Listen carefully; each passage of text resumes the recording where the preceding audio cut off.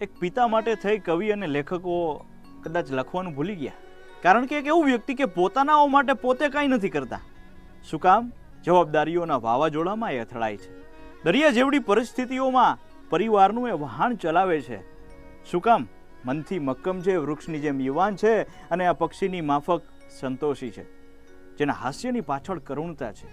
અહીંયાનું wifi છે એ સીધું જ પોતાના સંતાનોની સાથે કનેક્ટ રાખે છે, અને કુબેર કરતાં પણ અમીર હોય છે. એટલે ક્યારે કોઈ એમ કે ને કે આ બાપ ગરીબ છે, ના, દીકરીને વળાવે છે. એનાથી મોટું દાન તો કોણ કરી શકે? પિતા સાથે થતી સમજણની વાતો, વ્યવહારની રીત એ તો રામાયણ, ગીતા, કુરાન અને બાઇબલ જેવી છે. હું તો એમ કહું છું કે એક પિતા જ પોતે દશરથ અને રામ છે, વાસુદેવ અને કૃષ્ણ છે. શું કામ? એ પરિસ્થિતિને નહીં પણ સંતાનના સુખને જોવે છે. ભલે આપણે એવું કંઈ નહીં, તમારે મોજથી આનંદથી જવાનું હો, જલસા કરો,